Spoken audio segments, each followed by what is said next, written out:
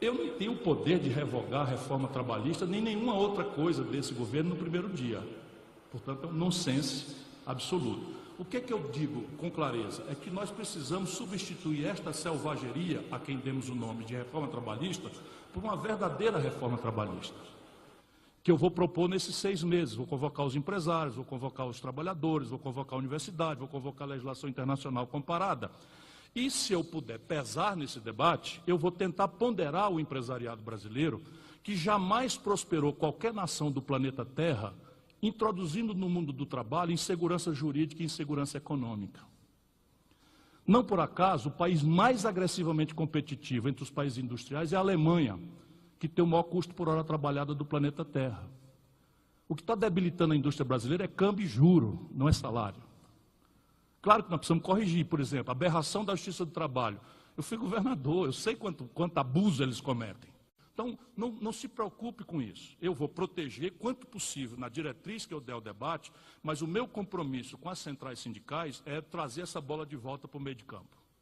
Até lá, nós não vamos mudar nada. Nós vamos fazer um debate de 6 meses.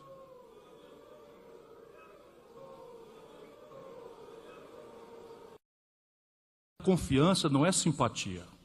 Confiança é você não mentir para o companheiro. Então, eu recebo aqui essas manifestações como uma expressão do equívoco. Bem intencionado, não duvido nenhum, equívoco. As pessoas imaginarem que vai ter capitalismo sem consumo de massa, o consumo de massa se afirma na renda do povo. Se não tem capitalismo sem consumo de massa, e não tem consumo de massa sem renda do povo.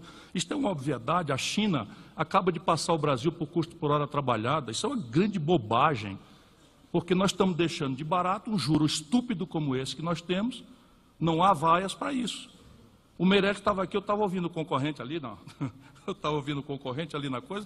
O Meirelles parece que não estava em Marte, quando o Brasil concentrou 85%, aí vem falar em fintech. Concentrou 85% na mão dele, presidente do Banco Central com Lula, e eu contra. O Ceará, meu companheiro Robson, tinha 5 bancos quando eu era ministro da Fazenda, em 94. A carga tributária brasileira, quando eu fui ministro, cavalheiros e damas, especialmente os que me homenagearam aí com essa... Não sei, tudo bem, respeito, faz parte, tal, mas repare bem, a carga tributária era 27% do PIB. Com o Fernando Henrique passou para 36,5%.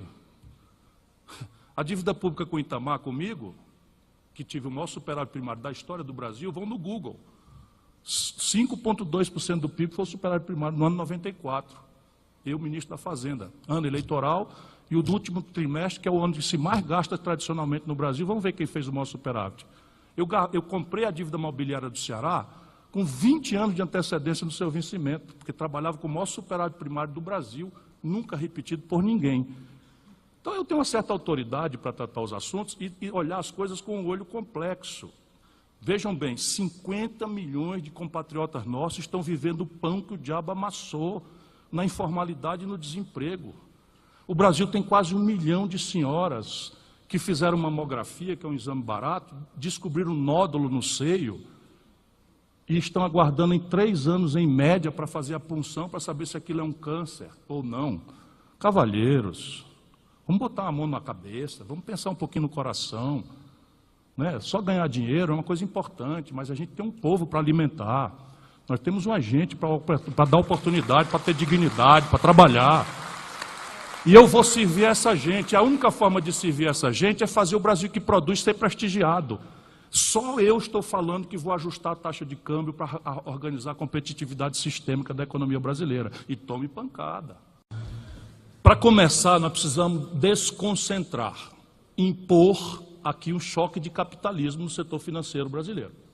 Por quê? Porque nós permitimos, nos últimos 15 anos, contra a minha opinião, quantas vezes escrevi, quantas vezes reclamei, e as pessoas acham que é porque eu sou zangadinho, não sei o que, sangue quente, não é nada disso, é que eu sou um estudioso, vivo dedicado ao Brasil a minha vida inteira. Então você tem hoje a menor Selic nominal dos últimos 20 anos e a taxa de juro real em elevação na ponta.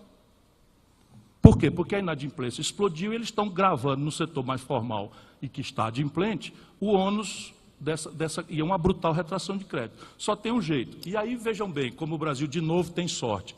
Para a nossa grave surpresa, ou talvez dos senhores, mas não tanto minha, o Banco do Brasil e a Caixa Econômica participam dos jantares do oligopólio. Aí sim eu prometo, no primeiro dia o Banco do Brasil e a Caixa Econômica vão sair do oligopólio e vão começar a disputar cliente e share de mercado, descontando duplicata pela conta de custo de capital, mais a natural custos operacionais, mais uma rentabilidade em linha com o mundo. Isso quer dizer 0,75 para começar, contra o e-mail que tem hoje de desconto de duplicata ao mês, nós estamos falando aqui. Depois impor uma regulação das fintechs que não permita que o oligopólio tome conta. Então, as fintechs são a grande saída tecnológica. Lamentavelmente, aqui o risco é começarmos a internacionalizar o sistema financeiro, que eu não gostaria que acontecesse.